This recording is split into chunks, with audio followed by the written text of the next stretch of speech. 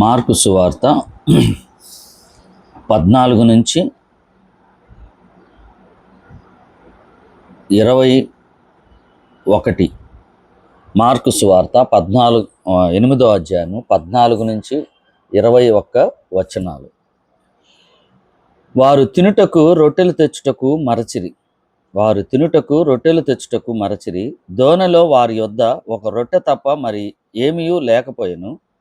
ఆయన అంటే ప్రభువు యేసుక్రీస్తు వారు చూచుకొనిడి పరిసయ్యుల పులిసిన పిండిని గూర్చియు హేరోదు పులిసిన పిండిని గూర్చియు జాగ్రత్త పడుడని వారిని హెచ్చరింపగా, వారు తమ యొద్ద రొట్టెలు లేవే అని తమలో తాము ఆలోచించుకొనిది. యేసు అది ఎరిగి, మన యొద్ద రొట్టెలు లేవని మీరెందుకు ఆలోచించుచున్నారు? మీరింకనూ గ్రహింపలేదా? వివేచింపలేదా? మీరు కఠిన హృదయము గలవారై ఉన్నారా? మీరు కన్నులుండియు చూడరా? చెవులుండియు వినరా? జ్ఞాపకము చేసుకొనరా? నేను ఆ 5,000 మందికి 5 రొట్టెలు విరిచి పంచిపెట్టినప్పుడు మీరు ముక్కలు ఎన్ని గంపల నిండా ఎత్తిరని వారిని అడిగాను. వారు 12 అని ఆయనతో చెప్పిరి. ఆ 4,000 మందికి 7 రొట్టెలును నేను విరిచి పంచిపెట్టినప్పుడు ముక్కలు ఎన్ని గంపల నుండి ఎత్తిరని ఆయన అడగ్గా వారు 7 అనేది. అందుకైన మీరింకను గ్రహింపకున్నారా అని చెప్పాను. ఇక్కడ చదవబడినటువంటి వాక్య భాగంలో మనం ఆలోచన చేస్తే, జాగ్రత్తగా ఉందాం చేస్తే, ఇక్కడ ప్రభువు 14వ వచనంలో దానికి ఎక్స్ప్లెనేషన్, ఆయన అడిగినటువంటి దానికి ముందుగా ఎక్స్ప్లెనేషన్ ఇచ్చారు. ఎట్లాగా వారు తినుటకు రొట్టెలు లేవని ఇవన్నీ చెప్తూ కాంటెస్ట్ చెప్తూ అక్కడ ప్రభు అడిగాడు, అయ్యా పరిసయ్యుల పులిసిన పిండిని మరియు హేరోదు పులిసిన పిండియు జాగ్రత్త అన్నాడు. పరిసయ్యుల, ఇక్కడ మనం ఆలోచన చేస్తే పరిసయ్యుల పులిసిన పిండి అంటే చెడు బోధ. తర్వాత పరిసయ్యుల గురించి చెప్పాలంటే కపటత్వము. పరిసయ్యుల యొక్క వారి యొక్క ప్రవర్తన ఎలాగుంటుందంటే చెడు బోధ ఉంటుంది, తర్వాత కపటత్వం ఉంటుంది, కపట ఆత్మీయత అంటే బయటికి ప్రేమిస్తారు కానీ లోపల కపటం ఉంటుంది. తర్వాత నీతిని బయటికి చూపిస్తారు కానీ లోపల నీతి ఉండదు. ప్రాముఖ్యంగా అవిశ్వాసులు వాళ్ళు. ఇది ఏమని చెప్తున్నాడంటే ఇది పులిసిన పిండి అంటున్నాడు. అలాగనే హేరోదు పులిసిన పిండి ఏంటి? రాజుకి ఏముంటుంది? లోకాసక్తి ఉంటుంది, అధికారం మీద ప్రేమ ఉంటుంది, అంటే లోకం వైపుకు చూస్తూ ఉంటాడు. అలాగనే రాజకీయము సంబంధించినటువంటి, అంటే దుష్టుడి యొక్క ఆలోచనలు మొత్తము కేంద్రీకరించబడినటువంటి వ్యక్తిగా హేరోదును చూపించాడు. వీరిని గురించి జాగ్రత్త పడుడి అన్నాడు. తర్వాత ఇవి మిమ్మలను చెడగొడతాయి అన్నాడు. ఇదే విషయాన్ని మనం ఆలోచన చేస్తే పాత నిబంధన గ్రంథంలో నిర్గమకాండము, హోషయ, తర్వాత ఆమోసు, యెషయా, క్రొత్త నిబంధనలో కూడా వీటి విషయాల గురించి తెలియజేయడం జరిగింది. హోషయాలు అయితే పులిసిన పిండి అంటే పాపం గురించి చెప్పబడింది. తర్వాత నిర్గమకాండంలో మీ ఇండ్లల్లో పస్కా పండుగప్పుడు మీ ఇండ్లలో పులిసినదేది ఉండకూడదు అని చెప్పాడు. తర్వాత ఆమోసు గ్రంథంలో మీరు కపటంగా ఆరాధన చేస్తున్నారు, ఈ పులిసిన పిండి అని చెప్పడం జరిగింది. తర్వాత హోషేయలో పెదవులతో ఆరాధన చేస్తున్నారు కానీ మీ హృదయం నాకు దూరముగా ఉన్నది, ఇది పులిసిన పిండిగా చెప్పండి. క్రొత్త నిబంధనలో కూడా కొంచెము పిండి ముద్దంతయును పులియ చేయును.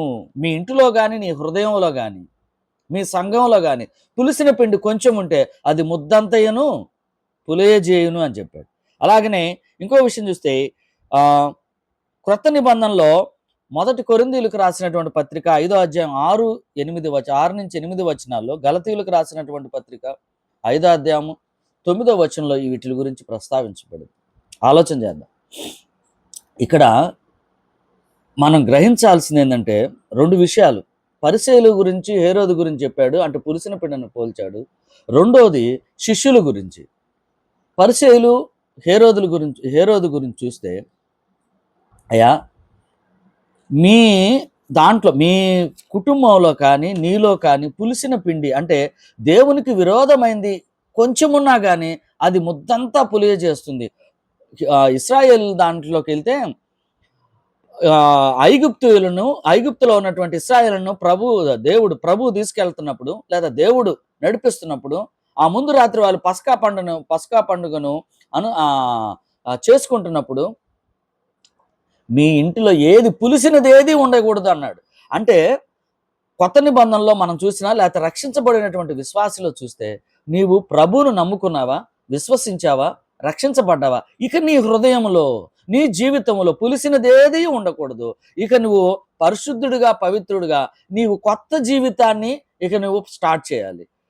ఆ కొత్త జీవితము ఎవరిని అనుసరించి ఉండాలంటే ప్రభువుని అనుసరించి ఉండాలి. ఆ మార్గంలోకి నువ్వు వెళ్ళవలసిన వాడవై ఉన్నావు. అయితే నీకు అంతకుముందు నీలో పులిసినది ఉండొచ్చు, కానీ ఆఫ్టర్ పస్కాకి తర్వాత ఇంక నువ్వు ప్రయాణం చేస్తుంది ఎక్కడికి? కనానుకు ప్రయాణం చేస్తున్నావు. ఎవరితో ప్రయాణం చేస్తున్నావు? దేవునితో ప్రయాణం చేస్తున్నావు. ఇక నీకు ఏమి ఉండకూడదు? పులిసిన పిండి ఉండకూడదు. అంటే నీ హృదయంలో, నీ తలంపుల్లో ఎక్కడ చూసినా కానీ దానికి చోటు లేకుండా నీ మార్గం ఎటువైపుకు ఉండాలి? విత్ గాడ్, దేవునితో వెళ్తున్నావు కాబట్టి వాటిని అన్నిటినీ పక్కన పెట్టేసుకోవాలి అనేటువంటిది. ఇది పులిసిన పిండి. ఆలోచన చేద్దాం. పరిసయ్యులు ఎలా ఉన్నారంట? చెడు బోధ, కపటత్వము, కపట ఆత్మీయత, చెడు బోధ.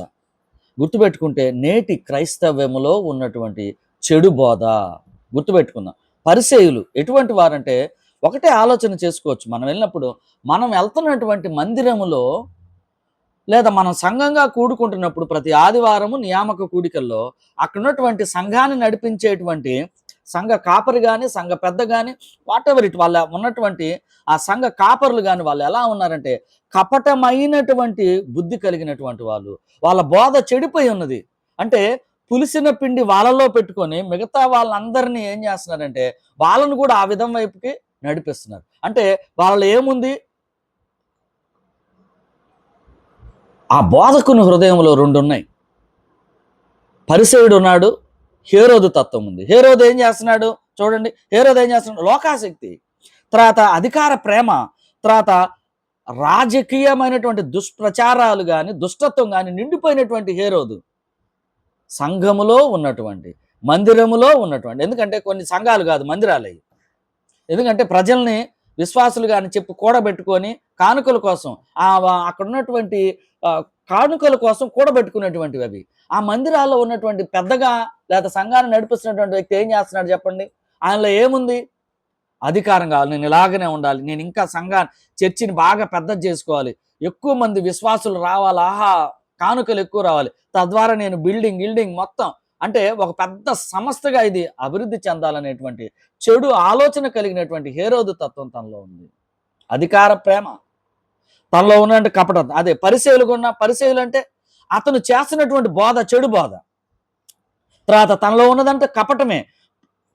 దేవుని యొక్క వాక్యాన్ని చెబుతాడు కానీ దేవుని యొక్క వాక్య ప్రకారం జీవించకుండా హేరోదు తత్వంతో తన జీవితాన్ని నడిపించుకుంటూ వెళ్ళిపోయే తత్వమే.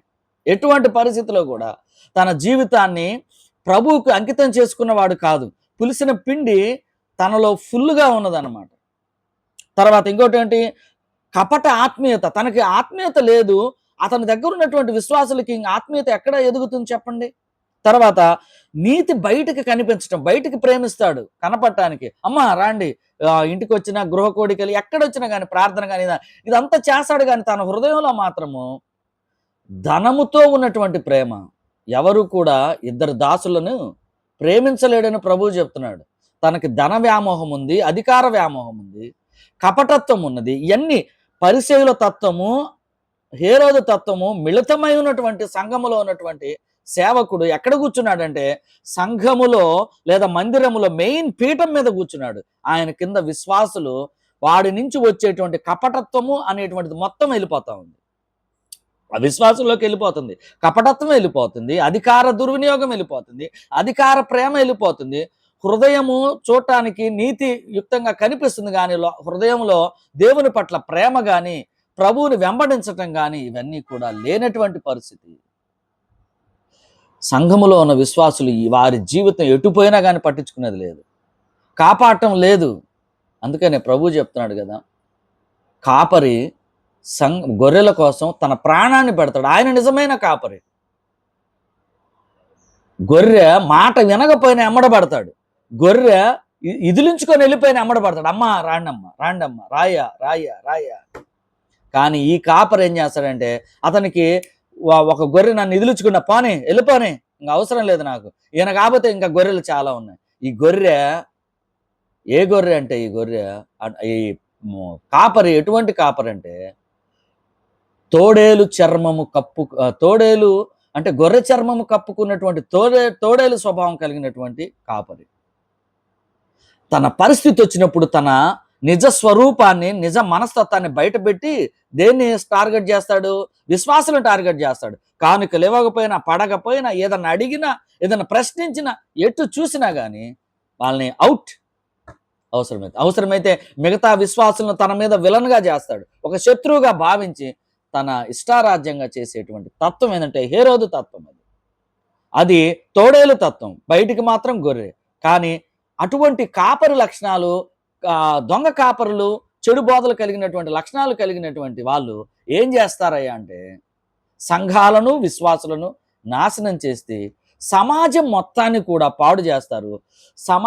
లోకానికి వేరుగా ఉన్నటువంటి సంఘాన్ని, ప్రభువు మార్గములో నడుస్తున్నటువంటి సంఘాన్ని తిరిగి ఆ లోకాన్ని సంఘంలోనికి ప్రవేశింప చేయడానికి ఎంత మాత్రము సందేహించరు. ఎందుకంటే వారి స్వబుద్ధి చేత కోరికలను తీర్చుకోవటానికి ఎవరి మీద ఆధారపడుతున్నారంటే, విశ్వాసుల మీద ఆధారపడుతూ విశ్వాసులను పక్కదారిలో, తప్పుడు దారిలో పట్టిస్తూ ప్రాముఖ్యంగా దేవుని యొక్క సంఘాన్ని, అనగా ప్రభు యొక్క శరీరాన్ని నాశనం చేయటానికి సిద్ధపడి దాన్ని కొనసాగిస్తున్నటువంటి వాళ్ళు నేటి సమాజంలో, ప్రాముఖ్యంగా తెలుగు రాష్ట్రాల్లో 100కు 99.9% ఉన్నటువంటి క్రైస్తవ సంఘాలు అని పిలువబడేటువంటి వారు, సంఘ కాపరులు, సేవకులు, సంఘాలు నడిపించేటువంటి పిలువబడే వాళ్ళు మొత్తము కూడా అంతే.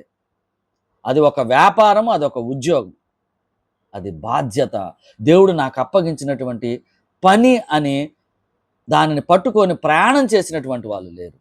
దేవుని సేవకుడు అంటే త్యాగముతో కూడినటువంటిది, నీకున్నా లేకపోయినా.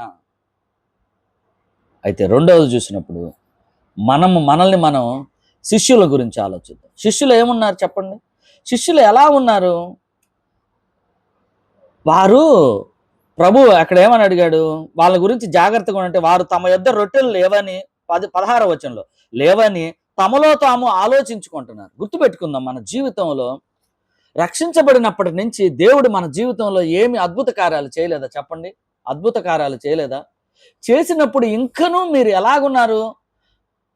వాళ్ళు, అయ్యా మాకు ఇది లేదే, ఎట్లా, అమ్మో ఆ మిగిలిన రొట్టెలు తేలేదే, దేవుడు ప్రభు ఏమంటాడో అనేటువంటి మిగిలిన ప్రభువు 5 రొట్టెలు 2 చేపలు లేకపోతే 7 రొట్టెలని పట్టుకొని ఆశీర్వదించి ఎన్ని గంపలుగా మొదట 5,000 మందికి పెట్టారు, తర్వాత 4,000 మంది పెట్టారు, అప్పుడు 12 గంపలు మిగిలినాయి, ఇప్పుడు 7 గంపలు మిగిలినాయి. అంటే ప్రభు దగ్గర ఏముంది? యేసుక్రీస్తు వారి దగ్గర ఏముంది? తన మహత్తు గల మాట చేత సృష్టి మొత్తాన్ని, సర్వాన్ని సృష్టించినటువంటి ఆ దేవాతి దేవుడు, ఆ ప్రభువు, ఆయన దగ్గర ఆయన దేవుడై ఉన్నాడని గ్రహింపలేనటువంటి వాళ్ళు నేడు మనము కూడా ఆ పరిస్థితిలో ఉన్నామా?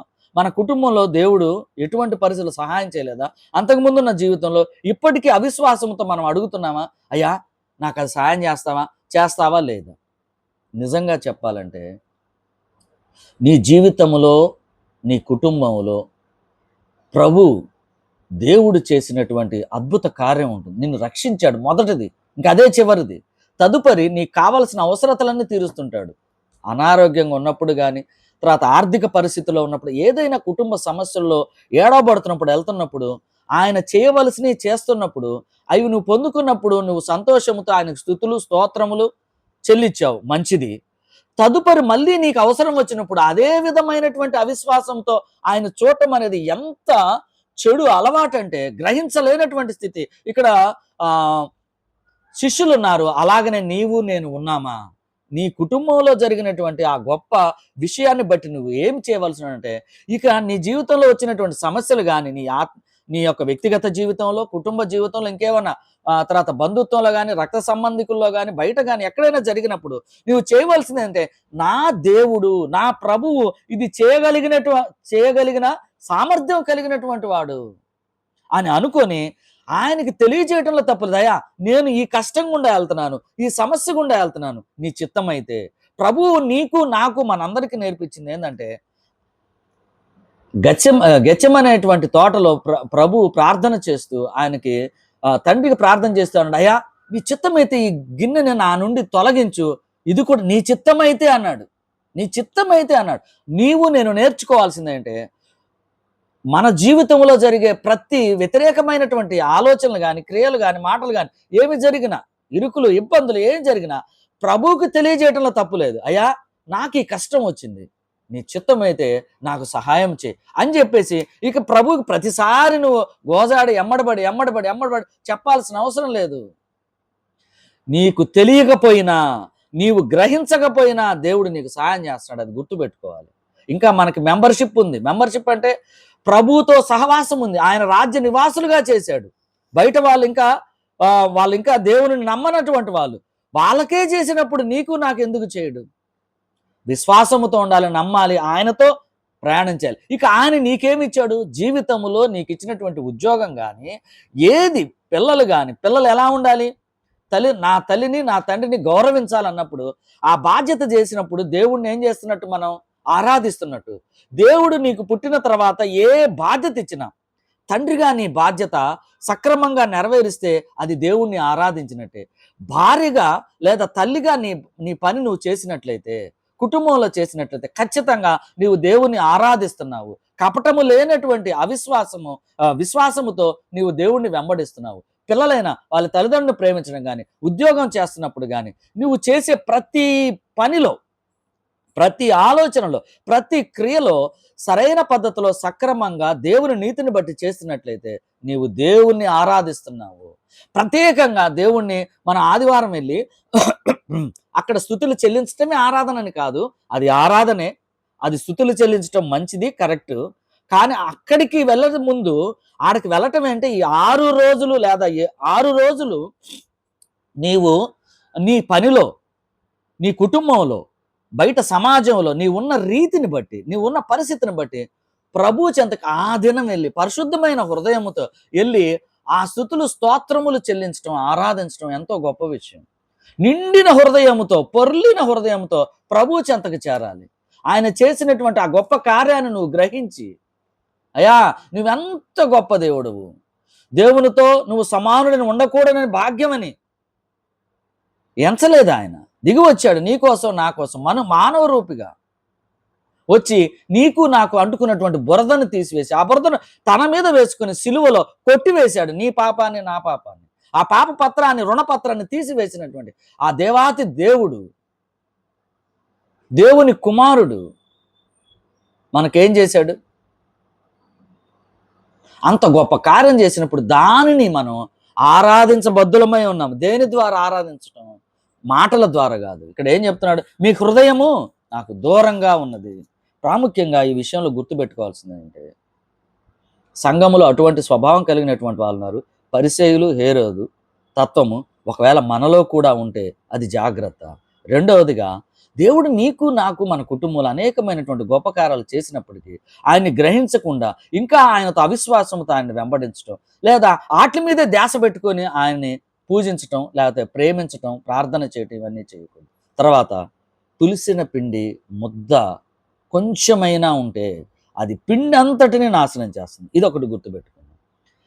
క్రైస్తవ జీవితంలో, విశ్వాస జీవితంలో, క్రైస్తవ కుటుంబంలో, క్రైస్తవ సంఘంలో కొంచెము పులిచిన పిండి ఉంటే, మనకు తెలుసు దోశలు వేసుకునే పిండి ఎట్లా పులిసిపోతుంది. కొంచెం మన జీవితంలో చెడు అనేటువంటిది, దేవునికి వ్యతిరేకంగా ఉన్నటువంటి మాటలు కానీ, ఆలోచన కానీ, క్రియ ఉన్నట్లయితే అది నీ జీవితం మొత్తాన్ని నాశనం చేస్తుంది. నిన్ను వెంబడిస్తున్న నీ కుటుంబాన్ని నాశనం చేస్తుంది. దూరం నుంచి చూస్తున్న నీ బంధువులు, నీ రక్త సంబంధికులు నిన్ను చూసి దాంట్లోకి వెళ్ళిపోతారు. అవసరమైతే నువ్వు ఏ మందిరానికైతే వెళ్తున్నావో అక్కడ నాశనం చేస్తావు. నీ వలన నాశనం అవ్వటమే కానీ పురికొల్పబడి మంచిగా అవ్వటం అనేది లేదు. అందుకని మన జీవితంలో పులిసిన పిండి మనం వాక్యంలో సరి చేసుకున్నప్పుడు, ఈరోజు వాక్యమనే అర్థము నీకు కనిపిస్తున్నప్పుడు, దాంట్లో నువ్వు చూసుకుంటున్నప్పుడు, పులిసిన పిండి నిన్ను నీవు చూసుకున్నప్పుడు, దాన్ని గ్రహించుకున్నప్పుడు, దానిని అదే వాక్యములో ప్రభువు చెంతకు చేరయ్యా, నా హృదయంలో నా జీవితంలో ఈ పులిసిన పిండి ఉంది, దీన్ని తీసివేసుకోవాలని అనుకుంటున్నాను, నాకు సహాయం చేయి, నన్ను క్షమించు, తిరిగి ఈ పులిసిన పిండిని నా హృదయంలో, నా కుటుంబంలో, నా జీవితంలో, నా సంఘములో, సమాజానికి నేను ఇది ఉండకుండా నేను చేస్తాను అని చెప్పగలిగి దేవునితో సహవాసం చేయగలిగిన వారమై ఉంటే మన జీవితము ఎంతో మరి ఇతరులకు ఎలా ఉంటుంది, ఉపయోగకరంగా ఉంటుంది, ఇతరులకు మార్గదర్శకంగా ఉంటుంది. ప్రార్థన చేసుకుందాం. కృపా కనికరం కలిగిన మా దేవా, మా తండ్రి, స్తోత్రం నాయన. ఉదయకాలం వేళ మీ పాద సన్నిధానంలో మరొకసారి మేము చేరుటకు మీరు ఇచ్చిన కృపకై స్తోత్రం. గడిచిపోయిన మా జీవితకాలాన్ని ఎంతగానో ప్రేమించి నడిపించి సజీవ లెక్కలో నిలిపి మమ్మల్ని మరొక దినాన్ని మాకు ప్రవేశపెట్టారు. స్తోత్రం తండ్రి. ఆయన మరి సమయంలో మీరు మాట్లాడిన ప్రతి మాటను బట్టి స్తోత్రం. మా హృదయంలో, మా జీవితంలో, మా కుటుంబాలలో, మా సంఘాలలో హేరోదు మనస్తత్వం ఉంటే, పరిశైల మనస్తత్వం ఉంటే ఆ పులిసిన పిండిని తీసివేసుకోవటానికి కృప చూపించండి. అలాగే మా జీవితంలో కూడా నాయన మరి పులిసిన పిండి అనేటువంటి తత్వంతో మేము చెడగొట్టుకుంటున్నామేమో, నాశనం చేసుకుంటున్నామేమో దయతో మమ్మల్ని కనికరించండి, క్షమించండి. వాటిని మీ వాక్యం అనేటువంటి అర్థంలో మేము సరి చేసుకోవటానికి కృప చూపించమని, ప్రతి విషయంలో మీరు మహిమ పొందమని, ఈ దినమంతటిలో మీ కృపలో మమ్మల్ని భద్రం చేయమని, మా మాటలు, ఆలోచనలు, క్రియలు ఈ దినమంతటిలో మిమ్మల్ని గణపరిచే విధముగా మేము ఉండగలుగుటకు సాయం చేయమని, మా బంధువులను, రక్త సంబంధికులు, అన్నదమ్ముల కుటుంబాలను ఆశీర్వదించి నడిపించి బలపరచమని, ప్రతి విషయంలో మీరే మహిమ పొందమని, తిరిగి సాయంత్రం వేళ మీ పాద సన్నిధానానికి వచ్చే గొప్ప భాగ్యాన్ని మాకు దయచేయమని, మా ఈ ప్రార్థన మీ పాదముల చెంత మీ ప్రియకుమారుడు, మా అందరి ప్రియ రక్షకుడైన ప్రభువైన యేసుక్రీస్తు వారి ఘనమైన పరిశుద్ధమైన నామములో అడిగి వేడుకుంటున్నాము తండ్రి. ఆమేన్.